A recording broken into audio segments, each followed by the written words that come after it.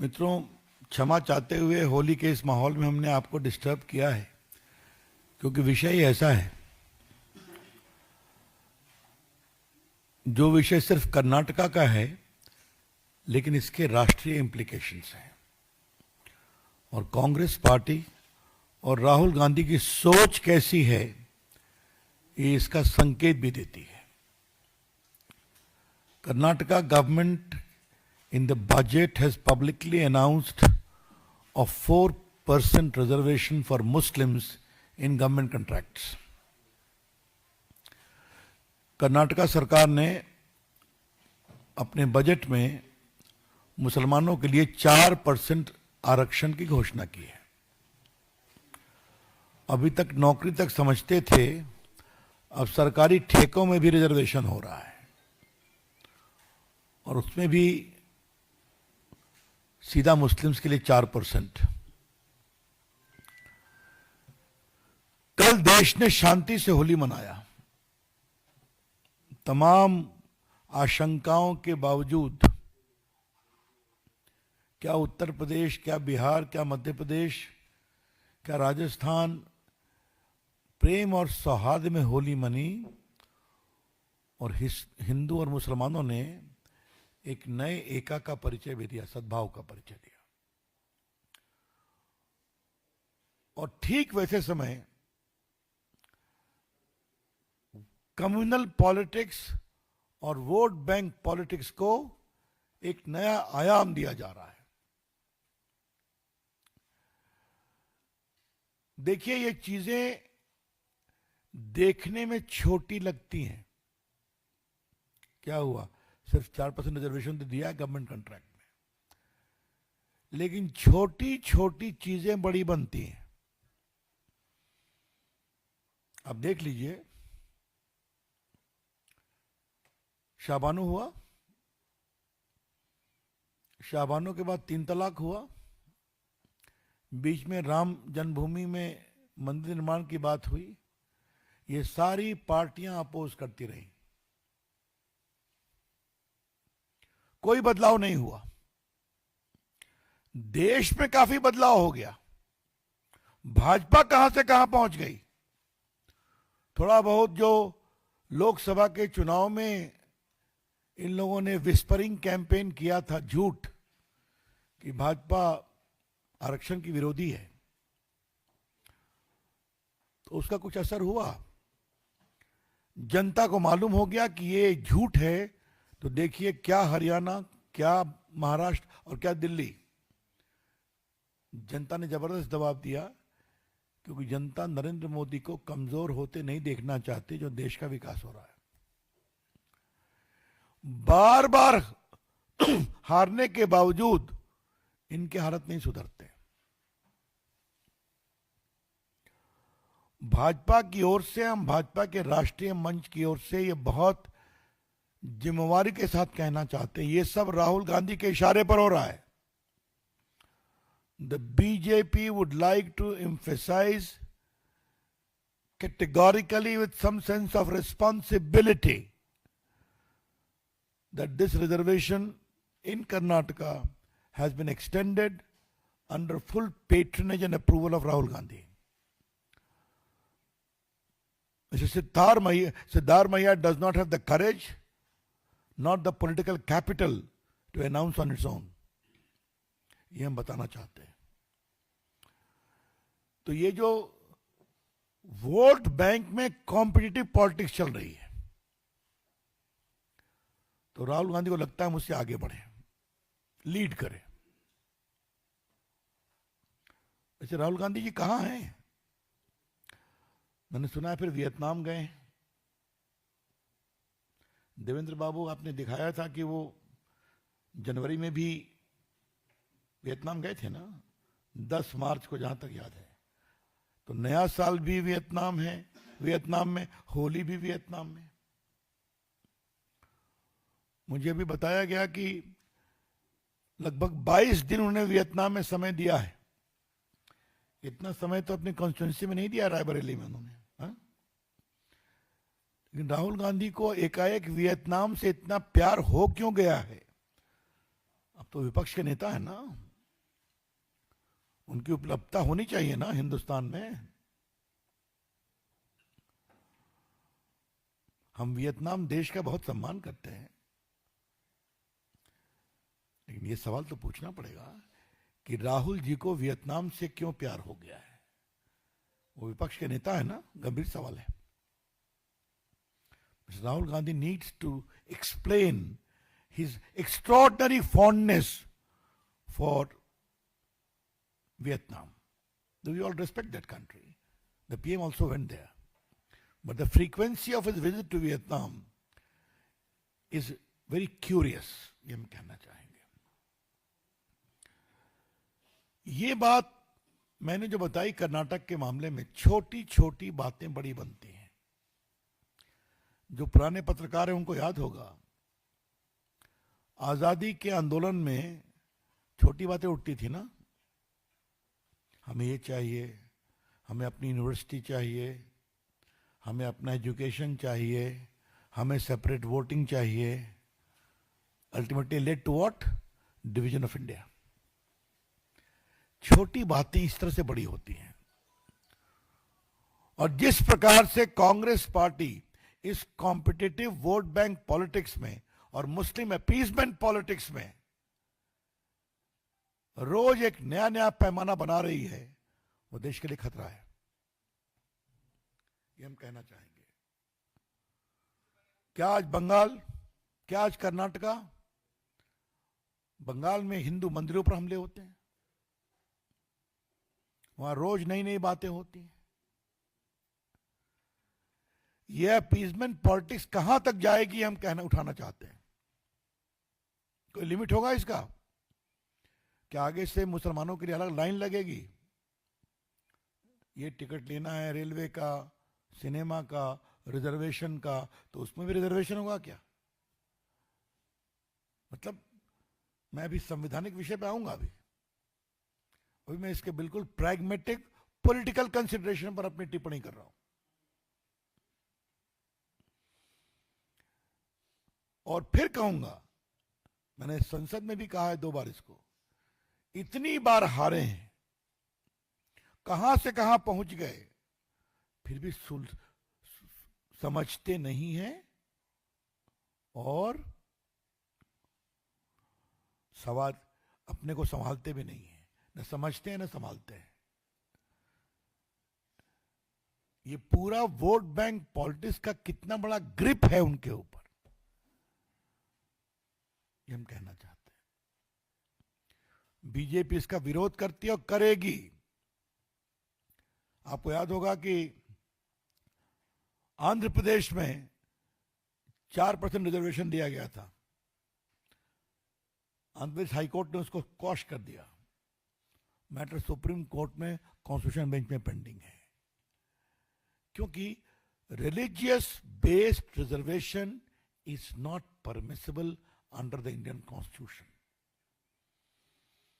ये जो संविधान की बात बार बार करते हैं, उसमें स्पष्ट लिखा हुआ है सोशल बैकवर्डनेस, एजुकेशनल बैकवर्डनेस।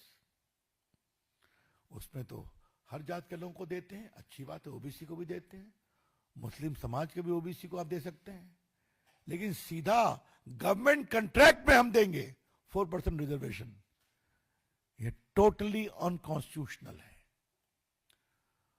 और आपको मालूम है कि सुप्रीम कोर्ट ने क्या इंदिरा शौने केस हो या बाकी केसेस में कई बार कहा है।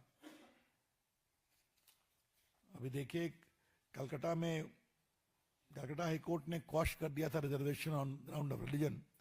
सुप्रीम कोर्ट में आया, वो मैटर पेंडिंग है। सुप्रीम कोर्ट ने क्या कहा था कि 9 दिसंबर 2024 reservation must not be based on religion, says supreme court to west Bengal. बार बार कहते हैं, क्योंकि भारत का संविधान अलाउ नहीं करता इसको। सोशल बैकवर्डनेस पर आप कर सकते हैं, लेकिन इस पर सुप्रीम कोर्ट के दर्जनों जजमेंट हैं, अभी मैं उस पर आपका समय नहीं लूंगा। लेकिन ये एक वेल सेटल्ड प्रिंसिपल है, कोई सोशली एजुकेशनली बैकवर्ड है, उसका बैकवर्डनेस आप डिसाइड करिए, सर्वे करिए, उसको डाल दीजिए। लेकिन सीधा एक कम्युनिटी, रिलीजियस कम्युनिटी के बेसिस पर हम रिजर्वेशन दें, ये परमिसिबल नहीं है। मनमोहन सिंह ने वही शुरू किया था, आपको याद होगा, Muslims have the first right over the national resources. और राहुल गांधी तो उनसे भी आगे कह गए कि कांग्रेस मुसलमानों की पार्टी है। अमेरिका में कहा था कि मुस्लिम लीग सेक्युलर पार्टी है। मित्रों, आज देश के सामने हम दूसरी बात कहना चाहते हैं, और बड़ी कृपा होगी अगर आप इसको अपने तरीके से बताएं और दिखाएं। इस देश में दो धाराएं हैं। एक धारा है मौलाना आजाद की, अब्दुल हमीद की, एपीजे कलाम की, उसके बाद रहीम रसखान, मलिक मोहम्मद जायसी की, अशफाकुल्ला खान की। एक धारा ये है, और दूसरी धारा तो आप जानते ही हैं, जिन्ना चले गए, जिन्ना की पॉलिटिक्स करने वालों को छोड़ गए। राहुल गांधी का कहा था ना कि मुस्लिम लीग इज सेक्युलर पार्टी, याद होगा आपको, अमेरिका में उनका स्टेटमेंट था। तो हम कैसे उस समाज के नेताओं को पैदा कर रहे हैं, ये बड़े सवाल है। हम बिल्कुल पक्ष में हैं। आज देखिए मोदी जी की सोच कि अंडमान में परमवीर चक्र अवार्डी के नाम पर टापू की घोषणा की गई, तो एक अब्दुल हमीद के भी नाम पर है। एपीजे कलाम को तो राष्ट्रपति हमारी सरकार ने बनाया था, अटल जी की सब थे प्रधानमंत्री तब। मौलाना आजाद की सोच का हम सभी सम्मान करते हैं। तो ये जो पूरी सोच है, आज चूंकि इस विषय पर प्रेस कर रहा हूं तो अपने एक अनुभव को आपसे शेयर करने की इच्छा है। अटल जी की सरकार में मैं इंफॉर्मेशन ब्रॉडकास्टिंग मिनिस्टर था, तो मुझे भारत पाकिस्तान के क्रिकेट को देखने का निमंत्रण मिला था लाहौर में। अटल जी से पूछा, कहा जाओ देखाओ क्या हो रहा है। तो ऐसा हुआ कि जहीर खान ने और इरफान पठान ने शुरू के 3-4 बॉल ओवर में ही 4-5 पाकिस्तानियों को आउट कर दिया। तो साहब आप सोच सकते हैं कि पूरा लाहौर गद्दाफी स्टेडियम फुल है और भारत के मुसलमान बॉलर पाकिस्तानी बैट्समैन को आउट कर रहे हैं। तो मेरे बगल में पाकिस्तान के विदेश मंत्री बैठे थे। पूछा, जनाब प्रसाद साहब, ये जहीर खान कहां का मुसलमान है, इरफान पठान कहां का मुसलमान है? मैं चुप रहा। फिर वो इलाहाबाद का अपना मुस्लिम प्लेयर था, नाम मैं भूल रहा हूं, मोहम्मद कैफ, वो बैटिंग में आया, उसने एक ओवर में 2 छक्के मारे, दूसरे ओवर में 2 छक्के मार दिए, 66 रन बनाया। फिर ने मुझसे पूछा, जनाब ये मोहम्मद कैफ कहां का मुसलमान है? हमने कहा, जनाब ये तीनों भारत माता के बंदे हैं और भारत को जिताने के लिए आए हुए हैं। तो मुझे देखा, कहा आप बीजेपी वाले हो? हमने कहा जी, हम यही सम्मान करते हैं और यही सम्मान हम करते रहेंगे। इसलिए फिर कहता हूं, इन लोग के वोट बैंक पॉलिटिक्स का जो कम्बैटिव कंपैरिजन हो रहा है, वो उन मुसलमानों को की आवाज को कमजोर करता है जिन्होंने इस देश को आगे बढ़ाने का काम किया है। और हम चाहते हैं वो आवाज मजबूत बने। कभी ठेकेदारी में रिजर्वेशन दे दो, कभी को उनको फर्स्ट राइट है। और आज देश के बहुत सारे मुसलमान इस तरह की पॉलिटिक्स को लाइक नहीं करते हैं। आपने देखा होगा, राम मंदिर बनने के बाद आज वहां करोड़ों लोग जा रहे हैं, देख रहे हैं ना आप। हाँ? आज काशी में भी बुर्का पहन के हमारी बहनें होली मना रही है ना, ये बदलाव हो रहा है। तो मुझे लगा कि आज को मैं इस बात को कहूं। ये डॉक्टर बाबा साहब अंबेडकर की राइटिंग एंड स्पीचेस है, वॉल्यूम 17 पार्ट 3। इसके पेज 418 पर 27 अक्टूबर 1951 में दिए गए बाबा साहब के भाषण का जिक्र है, क्योंकि ऐसे सब लोग बाबा साहब की फोटो लेके चलते हैं ना। I repeat, Baba Saheb Ambedkar writings and speeches volume 17 part 3, पृष्ठ संख्या 418। Just see the leader of Congress party, Pandit Nehru. He has delivered 2,000 speeches during the last 20 years, but he has never spoken about the welfare of scheduled caste even once. From this you can judge what sympathy Congress party can have for our people when its leader is so adamant. Pandit Nehru is always for Muslims. I do not want that Muslims should be neglected, but I do want that Muslims should not enjoy at the expense of other communities. तो ये सच्चाई है ना। अगर आप खाली उनको reservation देंगे तो जो बाकी सोशली बैकवर्ड हैं उनका हिस्सा मारा जाएगा ना। तो बहुत सिंपल सी बात है, क्योंकि रिजर्वेशन की भी सीमा है ना। You can't have 100% reservation. तो ये असंवैधानिक है, ये राष्ट्र को कमजोर करता है, ये अपीजमेंट पॉलिटिक्स को और बढ़ाता है और देश की एकता को कमजोर करता है। इसीलिए ये जो कर्नाटका का निर्णय था, इसको रखना जरूरी था राष्ट्रीय परिप्रेक्ष्य में। हम इसकी बहुत भर्त्सना करते हैं, ये कोर्ट में चैलेंज होगा और मैं उम्मीद करूंगा कि राहुल गांधी समझेंगे, लेकिन नहीं समझेंगे। समझते तो वो है नहीं, तो शायद इनका देखा देखी बाकी कांग्रेस प्रदेशों में भी होने की कोशिश होगी, हम वहां भी विरोध करेंगे। धन्यवाद मित्रों। Open two questions.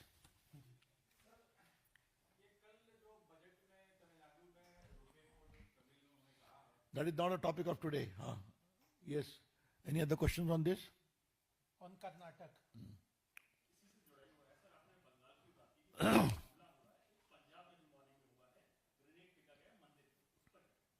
बहुत भर्त्सना करते हैं इसकी, हम और क्या, सिंपल भर्त्सना करते हैं। ये सब उसी पॉलिटिक्स का पार्ट है, अबिजमेंट पॉलिटिक्स का पार्ट है। हाँ, और कुछ?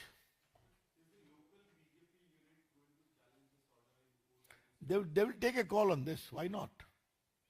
Prima facie it is vulnerable, constitutionally impermissible. Subject to legal advice, action will be taken and should be taken.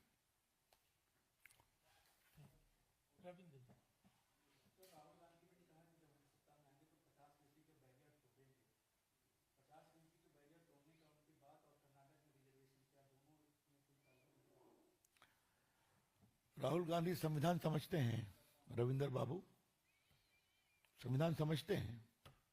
ये बड़ा सवाल है। अगर संविधान समझते होते तो ये सब नहीं होता। संविधान लेके चलते जरूर हैं, मैंने सदन में कई बार उनको ओरिजिनल संविधान भी दिखाया है, वो क्या बोलते हैं, तो छोड़ दीजिए।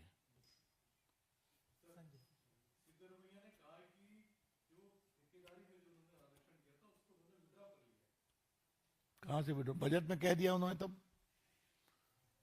आप देखिए ना, Karnataka cabinet approves 4% Kota for Muslim contractors under KTPP act. तो ये तो बिल्कुल 15 मार्च 2025 का मैं लेकर के आया हूं ना। That's all. ऐसी ही और वीडियो को देखने के लिए चैनल को सब्सक्राइब कीजिए, वीडियो को लाइक कीजिए, कमेंट कीजिए और शेयर कीजिए। धन्यवाद।